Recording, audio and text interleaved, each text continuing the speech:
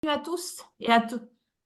Ah, recording. OK, on fait l'enregistrement.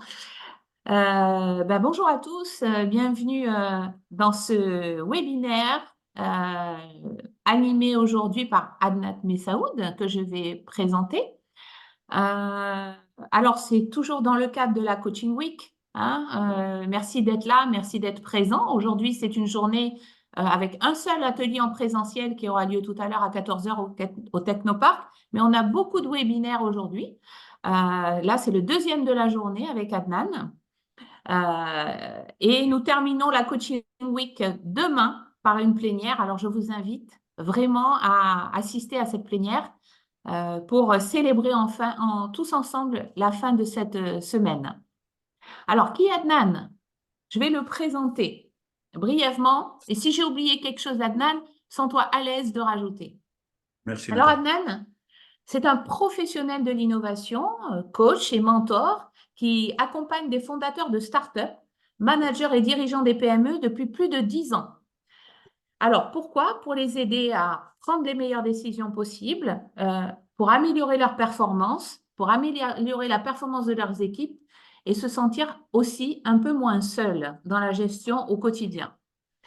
En tant qu'ingénieur diplômé titulaire d'un MBA en entrepreneuriat et innovation, ainsi qu'une certification en coaching exécutif, il a acquis une expérience précieuse au sein d'équipes multiculturelles dans diverses entreprises internationales présentes dans des pays francophones.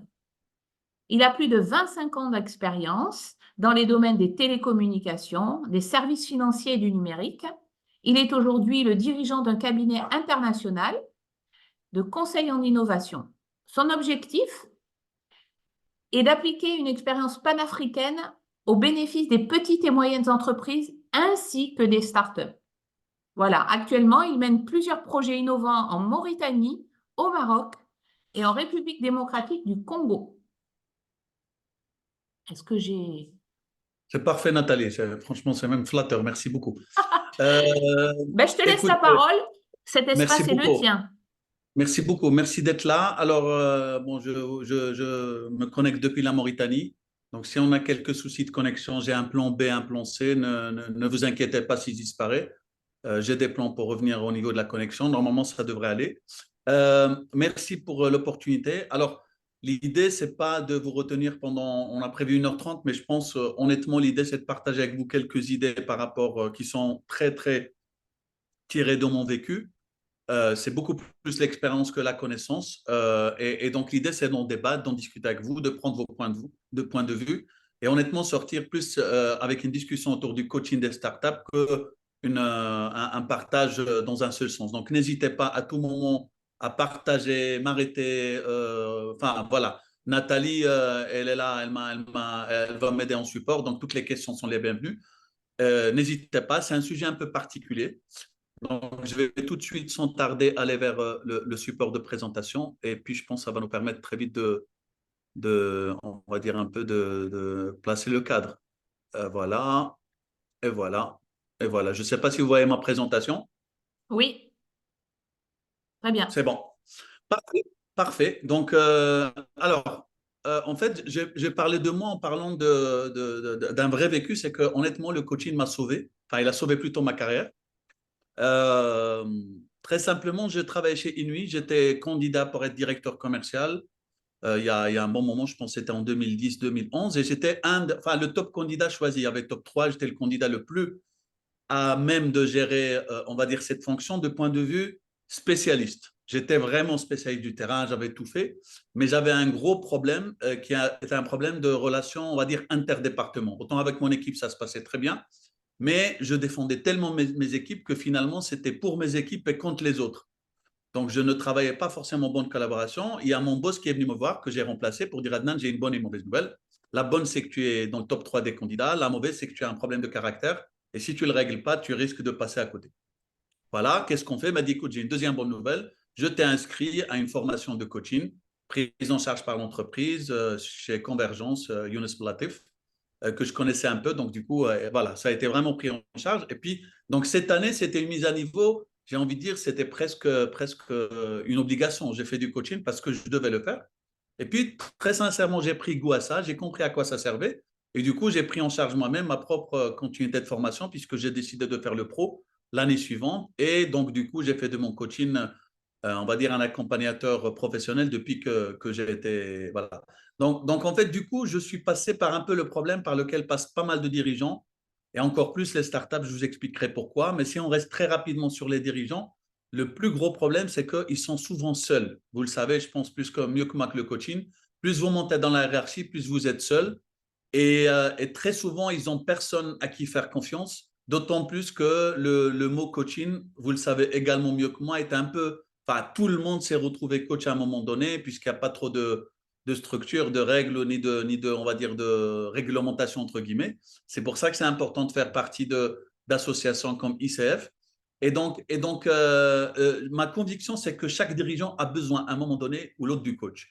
Du coup, j'ai commencé par être coach interne de l'entreprise chez Inuit pendant au moins 6 ans, puisque j'ai quitté en 2017, 5 ans plus tôt, après ma formation. Et puis après, j'ai continué. Là, je suis parti. J'ai eu la chance de travailler au Tchad. Un point perdu. Je suis en réunion. Je suis en réunion. Je suis en réunion. J'étais au Tchad. Après, j'ai fait le Cameroun, j'ai fait la RDC Kinshasa, la Mauritanie. Tous ces pays-là, j'ai toujours pris un plaisir de mettre à niveau les équipes, de les former, de les coacher. Donc, j'ai pratiqué avec plein de. C'est pour ça que je parlais en fait, de relations, on va dire, c'est inter-entreprise, inter-pays, intercontinent, beaucoup d'Afrique. Et donc, ça fait de moi naturellement un expert du métier. Et du coup, je commence aujourd'hui à coacher indépendamment de la nationalité de la personne d'où il vient, puisque c'est un peu du vécu. Donc, c'est devenu vraiment le coaching fait partie de ma boîte à outils. Et puis, je me suis rendu compte que bon, les dirigeants font appel à moi toujours, mais c'est souvent 1 heure ou deux. Occasionnellement, je viens souvent aux pompiers ou pour prendre une grande décision. Mais parallèlement, on commence à travailler sur la digitalisation en Afrique. On a commencé par Inuit. Et c'est là où j'ai rencontré beaucoup de startups et je me rends compte que vous savez, c'est des gens qui sont devenus CEO à sortie de l'école. Ils n'ont pas fait les étapes qu'on connaît. Du jour au lendemain, ils se considèrent comme dirigeants et à force de le dire toujours dans son pitch, au bout de quelques semaines, ils commencent à y croire vraiment. Et c'est tout le problème parce qu'on ne peut pas devenir dirigeant du jour au lendemain. Il faut quand même, je ne vais pas dire tant d'années d'expérience. Et du coup, je me suis rendu compte que les startups, c'est devenu, on va dire, enfin, je ne vais pas utiliser, mais c'est une immigration vers le milieu professionnel qui est absolument pas structurée, presque clandestine. Tout le monde peut dire je suis devenu, je lance une startup, je suis devenu mon CEO. Comme le coaching, il n'y a pas de normes. Et donc, j'ai décidé de commencer à contribuer pour mettre de l'ordre sur cette partie-là. Et donc, d'essayer d'aider les startups à mieux se structurer pour faire face à ces défis. Grâce au coaching, ça peut vous choquer, mais je pense que j'ai eu un taux d'abandon de 20 à 22%. C'est-à-dire 22% de ceux que j'ai coachés, ils ont compris qu'ils ne sont pas faits pour être start-up. Ils ont abandonné. Et honnêtement, je ne le regrette pas parce que je pense qu'ils travaillent aujourd'hui. Je suis en très bon terme avec eux.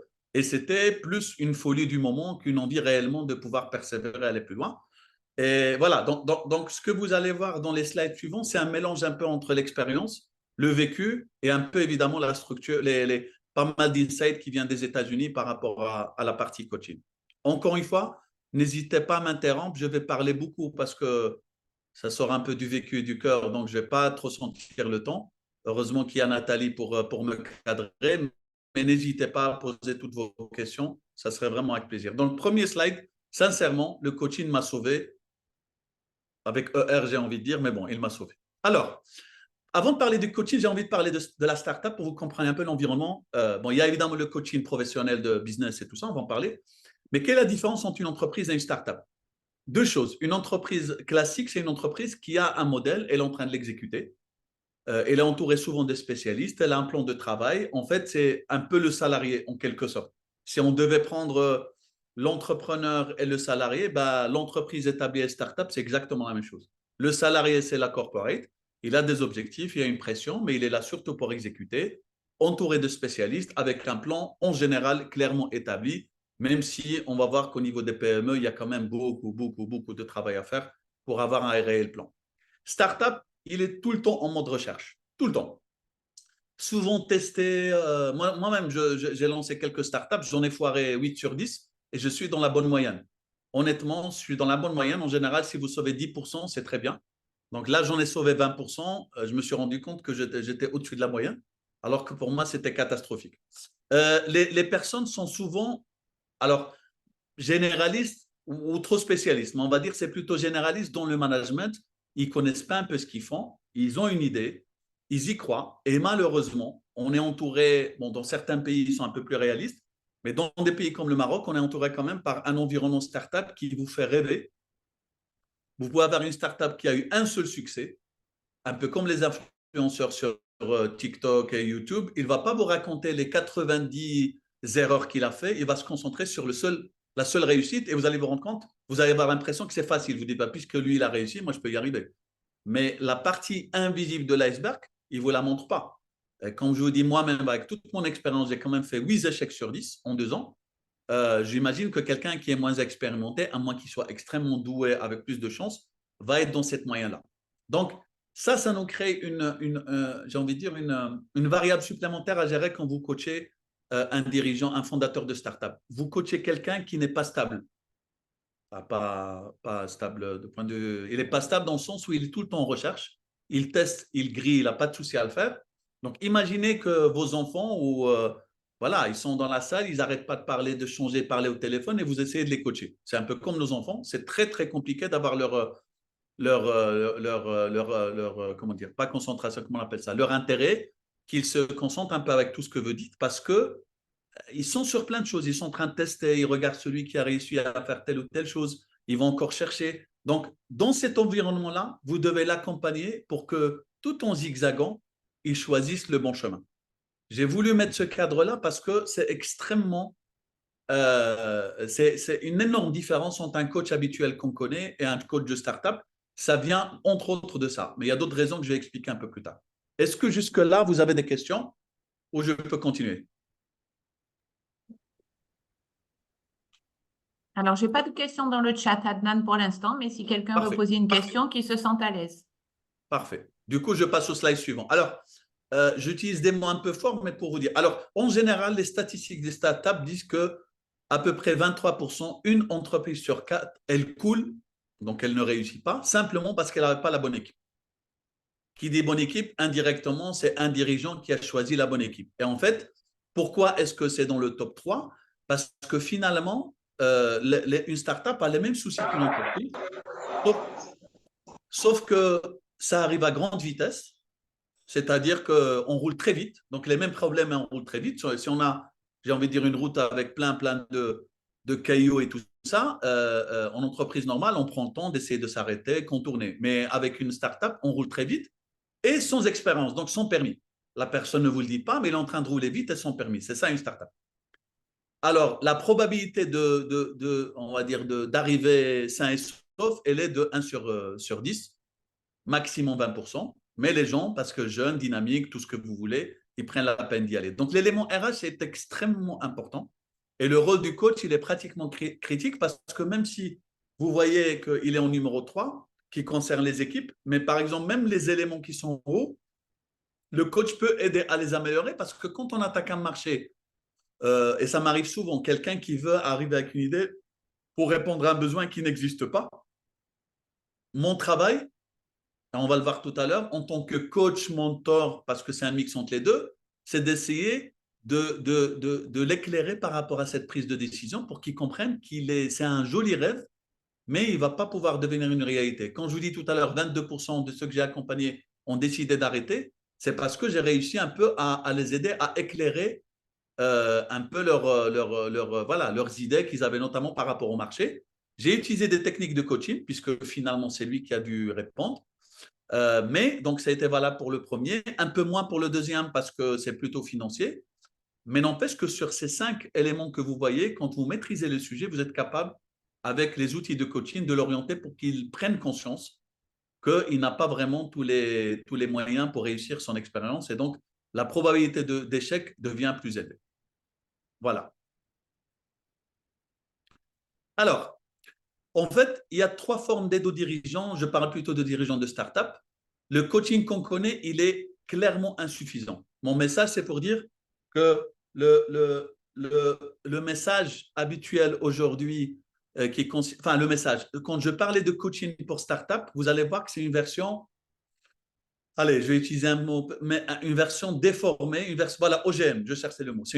En fait, c'est une façon génétiquement modifiée du coaching. Ce n'est pas le coaching qu'on connaît, si, mais pas que. En fait, le coaching tout seul ne suffit pas. Il y a un peu de mentoring et des fois même du consulting. Et vous allez voir un peu les cas de figure. Donc, le dirigeant, en général, on a trois outils qui sont à notre disposition. Quand on parle de coaching dirigeant, en réalité, on fait un peu de mentoring, on fait un peu de consulting, même si on a plus à coaching. Ça passe beaucoup mieux quand c'est du coaching. Mentoring, c'est toujours une position plus-moins, donc des fois, ça passe pas.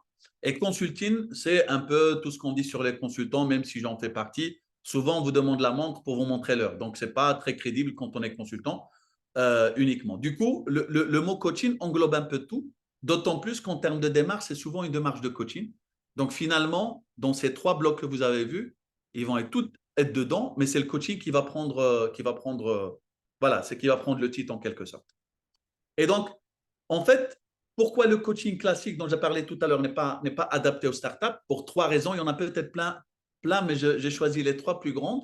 Le premier, c'est que les fondateurs sont impatients. Je ne sais pas, ceux qui ont des enfants voilà, de la génération Z ou de la génération Millennium, ils savent à quel point les enfants sont devenus très impatients. Ils veulent des résultats tout de suite. Ils veulent cliquer. Ils ne sont absolument pas impatients de dire c'est peut-être l'année prochaine ou l'année suivante.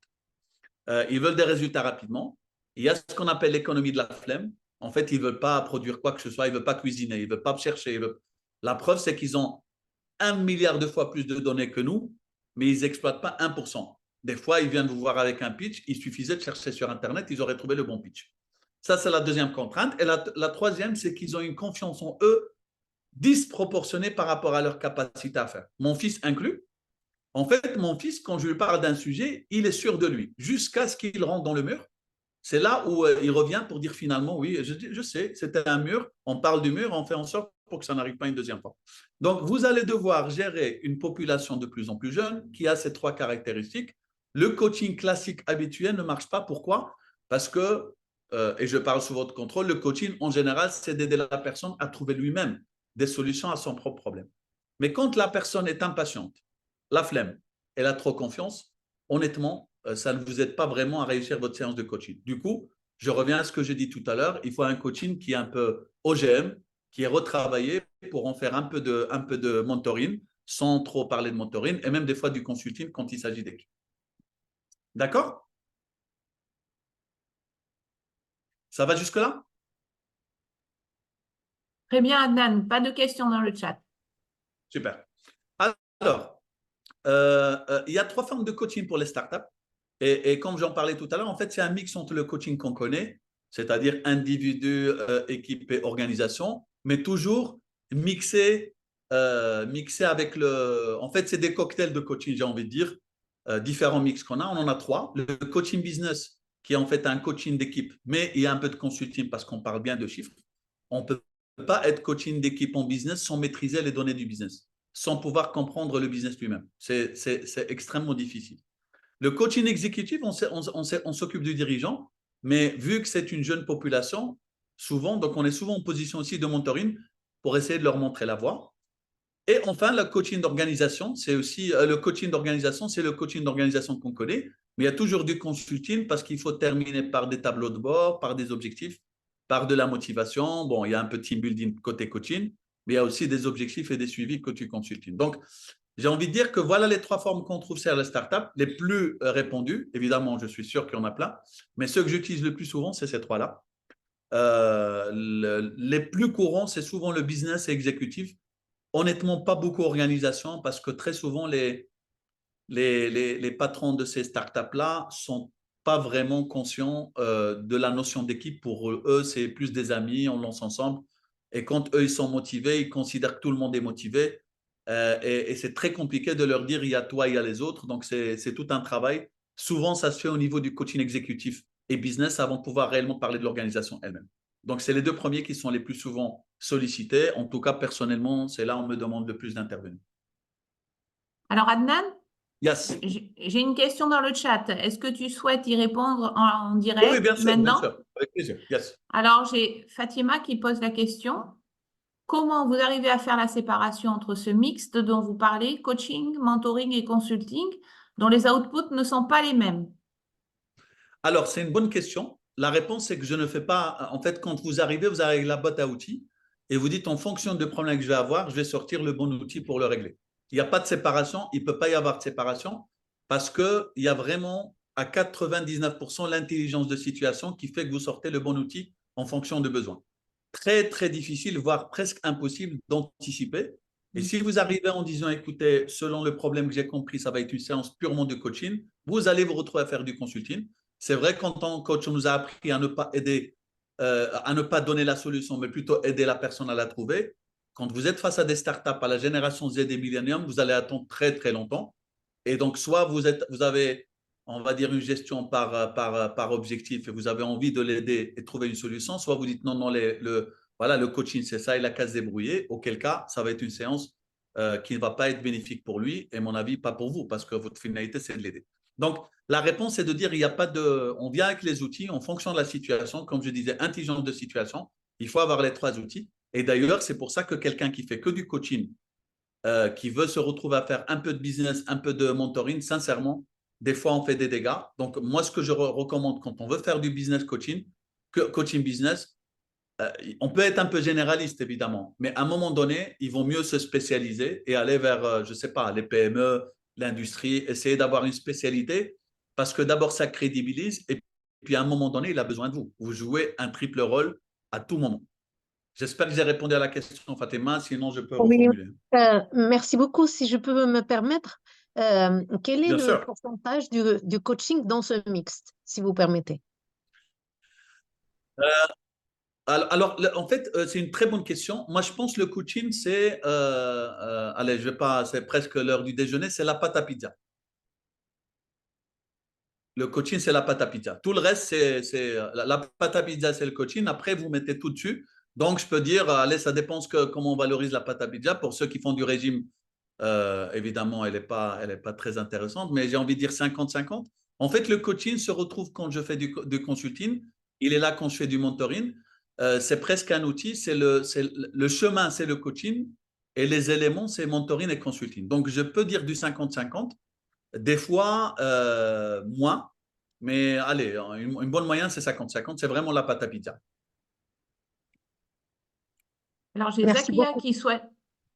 J'ai Zakia Fatima, qui tu n'es souhaite. pas convaincu? Tu veux que je développe? Non, non, non, je vous remercie. Zakia souhaite poser une question. OK. Ben, écoute, c'est juste rebondir sur Welcome. le sujet. C'est justement quand on dit coach, consultant et mentor, ce sont trois spécialités. Et c'est pas tout le monde qui peut porter en même temps ces trois casquettes.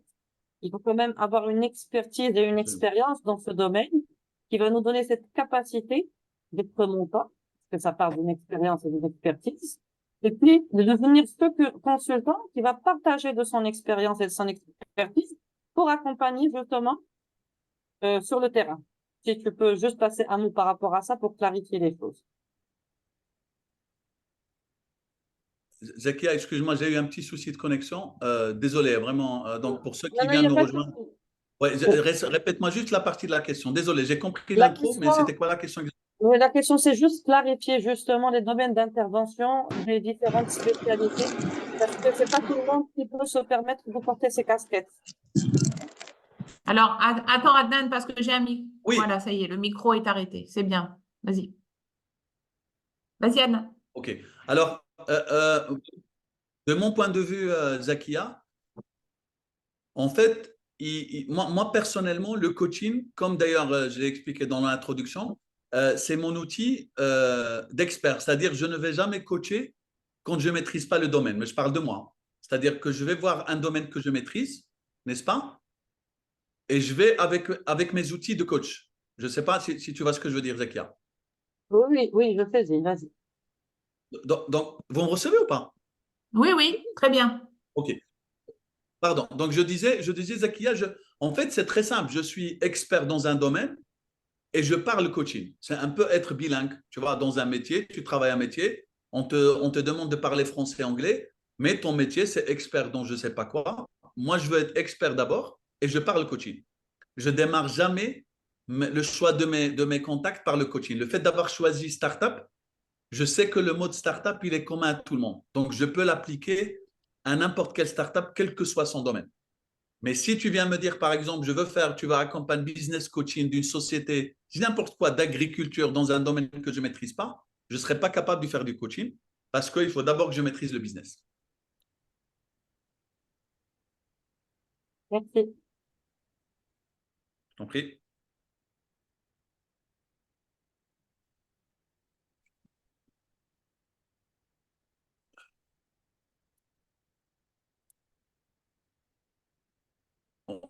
Oui, on est toujours connecté, c'est bon? Oui, oui, on est là. Donc, je continue? Oui. J'ai pas de questions dans le chat, Ok, je pensais que Adnan. c'était un problème. Non, non, non, j'ai pas de Alors, je questions passe dans au le suivant. chat. Je te Alors, laisse là, pas. OK. Donc, business coaching. Je vais parler un peu de business et de executive coaching. Ça, c'est comment dire, une framework qui correspond à ce qu'on appelle Entrepreneurship Operating System. C'est une très, très belle solution. Approche proposée aux États-Unis par iOS, qui est une organisation. Alors, j'ai obtenu la licence de son déploiement au Canada, où je suis associé avec mon frère. Malheureusement, il refuse pour l'instant de la déployer en Afrique. En fait, c'est une framework qui vous permet de structurer votre façon d'approcher le sujet business. Pour être sûr que vous n'oubliez rien, ça ressemble très fortement à ce qu'on a appris pour le coaching par rapport au décollage, atterrissage et ce qu'on fait au milieu. C'est un framework. Aux États-Unis, en général, la tendance framework est très forte. Encore une fois, parce qu'il y a la flemme, il y a les gens qui veulent aller au résultat directement. Et puis, l'esprit américain, c'est toujours straight to the point. Donc, ça, c'est quelque chose que j'utilise systématiquement dans le business coaching. Et pour vous montrer un peu à quel moment j'utilise quel outil, quand il s'agit de la vision de l'équipe, l'attraction, c'est plutôt comment je gère un peu on va dire, j'ai presque envie de dire, c'est le management d'équipe, c'est comment je les gère, c'est comment j'organise le suivi et tout ça. Je le mets dans le coaching parce que je considère que le patron d'entreprise est capable, même si c'est une startup, il est capable de répondre à ces questions-là et de trouver lui-même des solutions.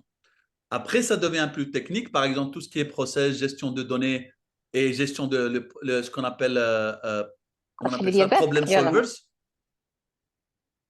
Les problem solvers. Là, malheureusement, il faut du consulting. Le coaching n'y peut absolument rien parce qu'il ne faut pas s'attendre à beaucoup de la part de la personne qui est là, qui est coachée du fait qu'il n'a pas d'expérience. Rappelons-nous, on parle de jeunes startups et donc il peut vous parler de choses qu'il a vues sur Internet mais qu'il n'a jamais testé. Donc, si vous n'êtes pas dans le consulting, vous n'allez pas pouvoir l'aider. Et donc, voilà le basculement pour répondre peut-être aussi à la question de Fatima de tout à l'heure. Voilà typiquement comment on jongle avec deux casquettes pendant une situation de business coaching. Des questions? Alors, juste pour reprendre la métaphore, Adnan, de la pizza Oui, que tu as utilisée tout à l'heure. Donc, ça tombe bien, ça a la forme d'une pizza, ton schéma là. Donc, le coaching, le coaching, ce serait en fait le socle. Le socle. Et exact. puis, Exact. tu vas pouvoir mettre les ingrédients qui sont tous détectés ici. Un peu de ça, un peu de ça, d'où la nécessité Absolument. de bien connaître les problématiques et les enjeux du métier et du start-upper, enfin de son activité, on va dire. Absolument. Absolument. Parce qu'autrement, tu vas devoir t'arrêter à la pâte de pizza pour C'est dire, voilà, ça. j'ai fait la moitié du chemin. Allez trouver un expert pour venir, voilà, en fonction de vos goûts. Et c'est pour ça qu'il faut être capable de maîtriser. Et donc, par rapport à la question de Fatima, je disais tout à l'heure, finalement, pour faire une pizza, il faut et la pâte et les ingrédients. Voilà, une pâte toute seule ne sert à rien. Les ingrédients tout seuls ne servent à rien. Vous avez besoin des deux pour pouvoir faire un bon business coaching. En tout cas, pour les startups, surtout, c'est valable pour tous, mais pour rester focus startup, pour les startups. Ça vous va? Très bien. Écoute, j'ai pas de questions dans le chat, donc tu peux continuer. Excellent, on avance bien. Alors, executive coaching, c'est aussi une pizza, bon, un peu plus compliqué. Je voulais juste, par exemple, vous donner un peu les différences, à quel moment on fait du mentoring, à quel moment on fait du coaching. Typiquement, quand la personne, par exemple, your words, les mots que vous prononcez, c'est ce qui est marqué en vert. Ben ça peut être du coaching, la façon de communiquer, parce que c'est souvent une prise de conscience. Il peut changer de comportement dès lors qu'on l'aide à prendre conscience. C'est valable aussi pour le comportement, qui est une façon aussi de communication, puisque c'est au lieu de parler par les mots, on parle par le comportement. Ça, c'est purement ce qu'on peut faire avec du coaching. Par contre, mentoring, l'aider à prendre une décision, dans un cas normal, quand vous avez en face un dirigeant qui est, on va dire, qui a 20 ans d'expérience ou 10 ans d'expérience, la prise de décision va se retrouver dans le coaching. Mais pour une startup, ça se retrouve dans le mentoring parce qu'il ne va pas y arriver tout seul. Et non seulement le rôle de consultant ne marchera pas, il faut montrer comment vous faites pour l'aider vraiment à ce qu'il prenne la prochaine fois une décision. Donc, vous sortez vos propres exemples du vécu, vous le partagez avec lui. Il vous voit faire en quelque sorte, soit par le conseil, soit par des vrais gestes, pour qu'il comprenne comment on fait pour prendre une bonne décision. C'est valable pour le développement de connaissances et malheureusement, c'est valable aussi pour la gestion d'équipe, puisque, encore une fois, il ne s'agit pas de l'aider à prendre conscience, il s'agit de lui montrer comment on fait. Il ne l'a jamais fait. Donc, voilà, on ne peut pas compter uniquement sur, encore une fois, le coaching où je l'aide à donner le meilleur de lui-même. Ben, le meilleur de lui-même ne suffit pas. Il va falloir rajouter 2-3 couches avant de pouvoir y arriver. Les 2-3 couches, c'est bien du mentoring dans ce cas-là. D'accord? Oui. Super. Je continue. Alors, quand je dis les 5 raisons, la vérité, 5 raisons pour choisir le coaching. Honnêtement, il y en a plein, mais j'en ai choisi 5, donc ce n'est pas tout à fait juste de dire les 5 raisons. C'est plutôt 5. Développement de compétences, boussole pour l'entreprise. Alors, rappelez-vous, j'ai pas dit boussole pour le dirigeant, j'ai dit boussole pour l'entreprise parce qu'aujourd'hui, le dirigeant, il est tellement dans un mode cherche, test and learn. En fait, vous ne pouvez pas essayer de lui donner une boussole. Demain, il va peut-être venir avec une autre idée. Il faut le laisser dans cette façon de réfléchir. Par contre, toute l'entreprise, vous vous assurez qu'on sache où toute l'entreprise bouge. Il y a la fameuse prise de recul, la fameuse position méta par rapport à une situation. Naviguer dans la complexité. Aujourd'hui, c'est devenu un exercice presque obligatoire. Tout est complexe, tout est difficile, tout peut changer. Lui, il est en plus dans Startup des fois. Aujourd'hui même, en ce moment, je suis en Mauritanie, j'accompagne une dizaine de startups qui vont être là pour le JITEX, mais j'accompagne aussi une startup qui est en train de lever 2 millions de dollars. C'est un patron extraordinaire qui la gère, un jeune, mais il réfléchit tellement, il a tellement d'idées que le plus gros challenge que j'ai avec lui, c'est de l'aider à faire du focus, c'est-à-dire décider de choisir une seule chose à la fois. Je prends souvent le modèle de Amazon parce que, pour ceux qui connaissent l'histoire d'Amazon, le patron Bezos avait choisi de travailler sur les livres, pas parce qu'il y avait une opportunité sur les livres, mais il avait choisi le produit le plus compliqué logistiquement parlant. Il s'est dit, si j'arrive à le faire correctement, il y a plein de, comment on appelle ça, plein de livres, plein de références, plein d'éditeurs. Il a dit, si je réussis à faire ce produit-là, tout le reste va être beaucoup plus facile à faire. Et donc, c'est ce que je recommande souvent en mentor à mes clients pour leur dire, concentrez-vous, faites le focus sur un seul sujet. Et aujourd'hui, le focus, c'est probablement le plus gros problème des jeunes, qu'ils soient dirigeants ou pas. Vous le savez très bien, à cause des réseaux sociaux, ils ont la tête ailleurs, ils sont devant vous, mais en réalité, ils sont ailleurs. Et donc, il y a une dégradation énorme, et des études le montrent par rapport au focus, qui est liée simplement à l'usage du téléphone et tout ce que les réseaux sociaux ont fait. Donc c'est quelque chose qui est… Voilà. Alors, j'ai une question, Adnan. Yes. Est-ce qu'il t'est arrivé dans ton expérience d'accompagnement que, puisque tu as dit que les dirigeants de start-up, ce sont des jeunes qui souvent font ça entre amis, d'accord? Hein, donc, l'équipe, finalement, ce n'est pas tellement une équipe ou c'est plutôt un groupe d'amis, on va dire. Est-ce qu'il t'est arrivé, quand tu as lancé l'accompagnement avec ces startups, que le dirigeant change parmi ce groupe d'amis? Et c'est-à-dire que le chef de la troupe ne soit pas, entre guillemets, à la hauteur de cette gestion d'équipe, hein, parce qu'on a vu dans ton premier stab ou dans les premiers stabs que le problème du choix de l'équipe était quand même quelque chose de très important, qu'ils arrivent en 3e position, il me semble. Et là, tu parles de boussole pour l'entreprise. Donc, est-ce qu'il t'est arrivé que le dirigeant, dans le groupe, dans l'équipe, change et laisse sa place à la fin de l'accompagnement à un autre? à un autre membre de l'équipe. Alors, oui, oui. Bon, je t'explique un peu le contexte.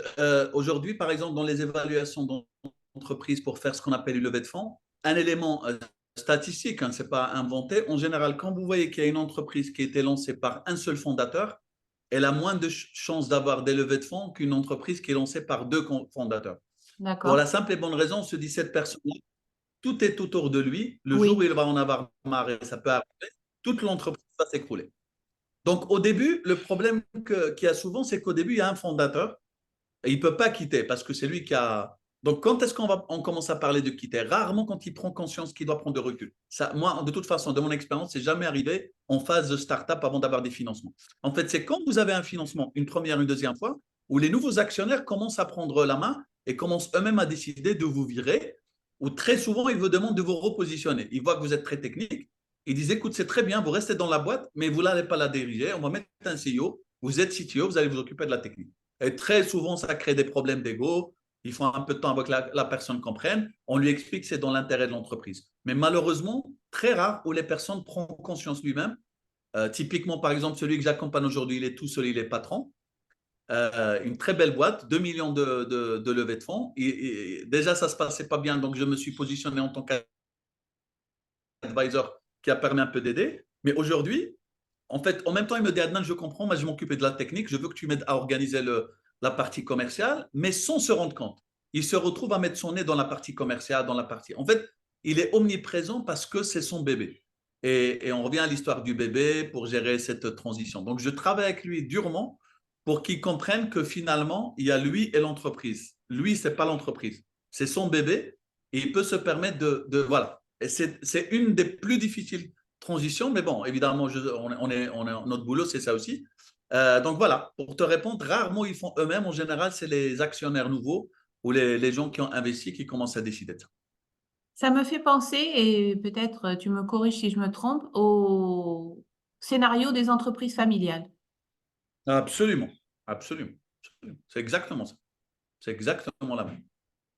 Mm. Très bon comparatif parce que c'est tout à fait ça. D'autres questions? Pas de questions dans le chat. Et je ne Ok. vois à l'écran que quelques personnes, donc n'hésitez pas à couper vos micros et à intervenir pour poser vos questions. Ok, il reste plus qu'un slide et c'est même pas un slide de présentation. En fait, bon, évidemment, vu que c'est un événement, je voulais pas venir les mains vides. Donc, je vais simplement vous dire que je propose, vous avez une adresse mail en bas, choisissez qui vous voulez. Je donne 5 séances d'accompagnement à qui vous voulez. Et il faut juste que ça soit une startup. Évidemment, si vous n'êtes pas une startup, gardez l'adresse mail, donnez-la à quelqu'un qui a besoin d'une heure d'accompagnement. Je pense que ça peut leur faire beaucoup de bien. En général, c'est comme ça que donc voilà, j'offre 5 heures à cette occasion-là, de cet événement-là. D'ailleurs, pour lequel on Merci, l'a dit tout merci à l'heure, beaucoup. je remercie Nathalie et les équipes, parce qu'honnêtement, c'est une semaine, bon, c'est les anciennes versions de mariage qu'on avait au Maroc, fois deux, puisque ça durait 3 jours. Honnêtement, une semaine avec les préparatifs, ça doit être dur. Donc voilà, je voulais terminer sur une bonne note, cette bonne note plutôt. Dites-moi si vous avez des questions. Je sais que c'est entre midi et deux, vous êtes beaucoup pris, donc je n'ai pas voulu m'attarder sur les 90 minutes qui étaient disponibles. J'essaie de faire vite et je pense que j'ai bien fait puisque voilà, ça fait 45 minutes. Alors, le cadeau du conférencier, bravo, Karim, qui nous dit dans le chat. Avec plaisir, Karim, avec plaisir. Je vais en profiter hein, puisque j'ai la Ah main ben voilà, Karim. quelque part. Euh, Merci beaucoup, Adnan, pour cette présentation, hein, right to the target, comme on sent la touche anglo-saxonne. Alors voilà, moi je suis plutôt touche French touch. Je suis hypno-coach depuis quelques temps, donc ça fait 8 ans que j'exerce en tant que coach de vie tout d'abord et ensuite en tant que business coach. Et depuis quelques années, j'ai intégré aussi l'outil hypnose dans mon Ok. coaching parce que ça permet bon, d'y aller plus rapidement. Peut-être que c'est un peu plus bref pour certains coachings. Et la question que je me pose aujourd'hui, puisque vous accompagnez justement des startups, j'ai envie d'intégrer ou voire de m'insérer dans le processus de coaching en entreprise via justement l'outil hypnose. Et notamment dans les startups. Pourquoi? Parce que ça permet d'être beaucoup plus créatif, par rapport à tout cet environnement qui est vraiment super chamboulé, notamment dans les startups, et aussi avec l'avènement de l'IA. Alors, comment me positionner en tant qu'hypno-coach juste pour du brainstorming au niveau des startups? Et est-ce que c'est finalement qu'un rêve? Est-ce que vraiment il y a un besoin quelque part dans ce sens? Excusez-moi, ma remarque, enfin ma question est un peu individuelle, Non, non, individualiste, mais on mais a vous du temps. En fait, m'excuserez, cher bon, coach. il y a 5 heures offertes plus les 45 minutes restantes. Donc, profites-en, Karim. Donc, Excellent, merci bien, Adnan. avec plaisir. Mhm. Écoute, bon, c'est Karim, honnêtement, je répondrai de deux façons. D'abord, j'ai vu moi-même quelqu'un qui a arrêté de fumer grâce à l'hypnose. J'ai vu quelqu'un qui a commencé à parler l'anglais très rapidement grâce à l'hypnose. C'est pas. En fait, la réponse est très simple. C'est que les blocages qu'il a en interne, grâce à l'hypnose, on arrive à les contourner. Du coup, partons de ce constat, oui, clairement, ce que ça va apporter, l'hypnose peut apporter aux startups. Alors, les startups, ce n'est pas un problème de blocage parce qu'ils sont encore jeunes, mais c'est plutôt un problème de Mhm. concentration. Je pense que l'hypnose peut les obliger à être focus pendant le moment de l'hypnose sur un sujet déterminé. Et finalement, la finalité est la même, c'est vous débranchez tout le reste, vous gardez juste le Exact. sujet. Donc, la réponse, oui, pour le focus, je pense que ça peut être extrêmement utile. Bon, je ne maîtrise pas du tout l'hypnose, mais je sais que de ce que j'ai vu de collègues ou d'amis qui le pratiquent, je pense que ça peut aider vraiment pour le focus et je pense que vous pouvez même rester. En fait, ça peut être même le sujet. En fait, vous parlez, c'est pas l'hypnose parce que ça reste un outil, mais pour dire Oui, je vous oui. aide à être focus et croyez-moi, tout le monde en a besoin. J'espère que Entendu, j'ai répondu à Adnan. la question. Super, merci bien. Très Avec encourageant. plaisir. Avec plaisir. Zakia, Alors, ouais, Zakia, ouais. Alors moi, comme je dois vous laisser, parce que le devoir m'appelle, mon note, notre membre Majda Asbani est déjà sur le site au Technopa. Je dois aller pour la suite. Je voulais saisir l'occasion justement pour te remercier, Adnan, avec plaisir. pour la qualité justement de ce que tu nous offres, la générosité, le professionnalisme et surtout c'est quelqu'un de très engagé et passionné et qui n'hésite pas à nous proposer ses services. Donc tu es présent, tu es là. Merci pour ça. Et donc c'est l'occasion aussi de me présenter en tant que présidente de la commission membership pour proposer à tous ceux qui ne sont membres et qui ne sont pas membres et qui voudront nous rejoindre, de nous contacter directement. Je me ferai plaisir de vous accompagner justement pour faire partie du CFNA. À très vite. Merci beaucoup. Très bien. Très bien. Au revoir. Merci Zakia. Merci beaucoup pour tes mots. Alors, on a de jolis feedbacks dans le chat, Adnan. Merci. Merci, c'est Adnan. Belle présentation. Intéressant. Merci.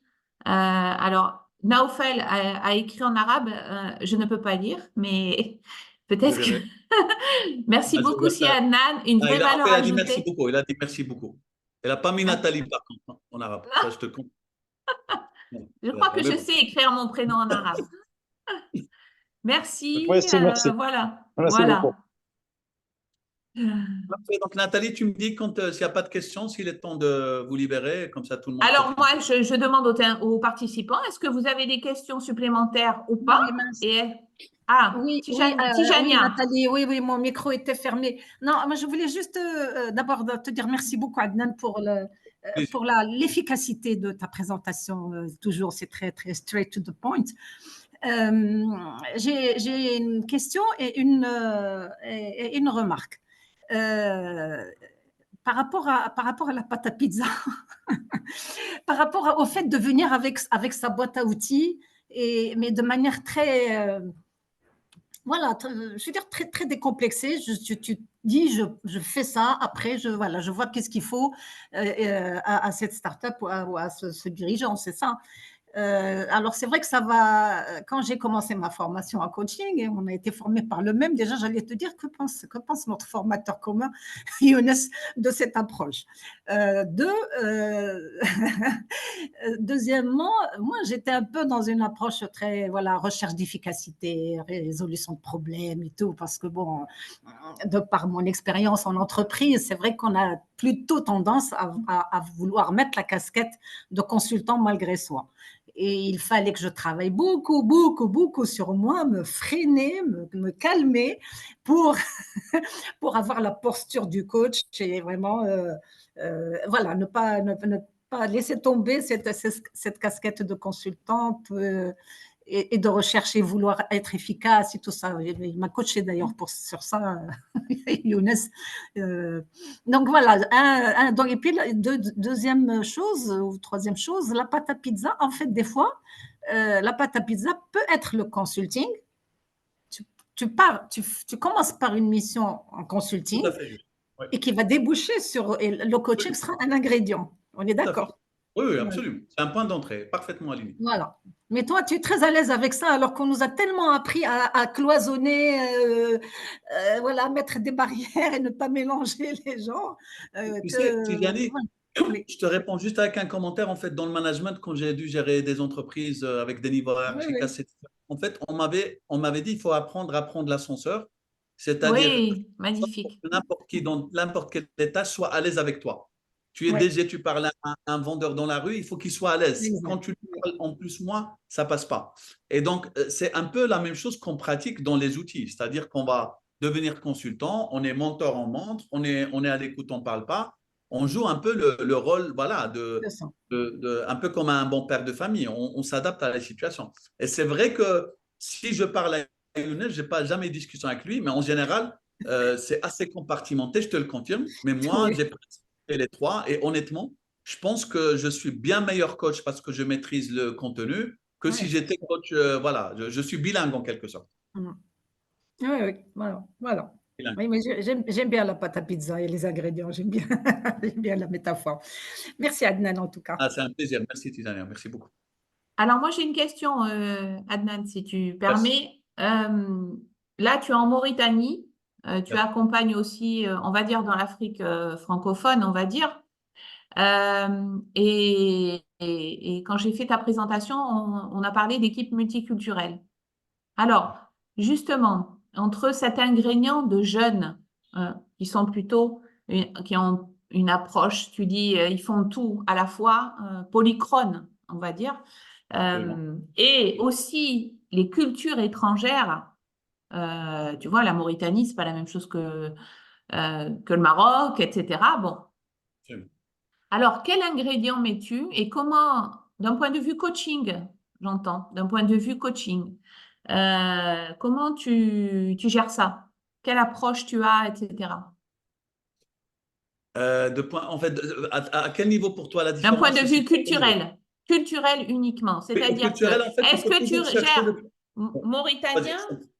comme des Marocains ou comme des Ivoiriens ou des Sénégalais ou des Tchadiens, ou qu'est-ce que tu mets comme ingrédient supplémentaire d'un point de vue multiculturel? Voilà. En fait, le point de départ qu'il faut chercher, c'est ce qui vaut, c'est le point commun que vous avez avec cette personne que vous allez coacher et qui doit être autre que la nationalité et l'origine. Donc, D'accord. vous êtes passionnés tous les deux par les startups. Je commence par ça. On en parle. Qu'est-ce que tu as fait? J'ai fait tout ça. Et du coup, on est à nouveau dans la stratégie de l'ascenseur. Je suis au même étage que lui et on partage une passion en commun qui nous fait un peu oublier nos origines. Et puis, on voit que ça ne sert à rien finalement. Sauf que de temps en temps, on peut sortir des. Par exemple, je te donne un exemple très simple. Aujourd'hui, les startups en Mauritanie, personne ne veut montrer des chiffres. Ils te disent non, la concurrence, on a peur, alors qu'ils demandent des levées de fonds. Ben, je Oh, leur dis, vous savez, le voilà. Maroc aussi, on a ce même problème, mais c'est différent et on commence à parler. Et donc, mais le repère, c'est de dire, on est tous les deux en train d'essayer de lancer une startup. Donc, très vite, on essaie de mettre. En fait, c'est un peu comme quand tu dis, c'est une priorité nationale. Tu vois, tu tues tout le D'accord. reste. La startup, ça devient une priorité nationale. Tout le reste n'est D'accord. qu'un. Mais voilà, donc on a en commun, on est passionné par la startup, tout le reste, c'est un détail. Et si tu restes concentré, évidemment, que ton comportement, bah, après, il faut faire très, très, très attention. Il te parle en arabe, tu réponds en arabe. Tu vois, c'est Voilà. des On petits est détails. Mais d'accord. s'il te parle en arabe, tu réponds toujours en français, alors que tu peux parler en arabe, tu te retrouves en plus. Tu vois, tu te retrouves en plus moins. Donc, c'est dans le langage, dans les gestes, tu fais attention à ce que tu dis, jusqu'au moment où la passion vous emporte tous les deux et il n'y a plus de barrière. Vous êtes vraiment égal à égal au moment de la discussion. Très bien. D'accord. Et Ça c'est un répond à ta question? feedback. Oui, oui, ça répond. Ça répond. C'est ce que je ressens aussi. Après, c'était un feedback que je voulais te faire. Merci d'avoir j'ai beaucoup apprécié le fait, et je rejoins Tijania, mais en partie. C'est vrai que dans la formation, j'ai été aussi formée par Younes. Voilà, il faut scinder, mais il s'avère que quand tu rentres vraiment dans le vif du sujet avec les dirigeants notamment, eh bien, tu peux pas. Tu es obligé de jongler, parce que sinon, tu vas te retrouver avec des réflexions du genre, mais tu peux pas comprendre.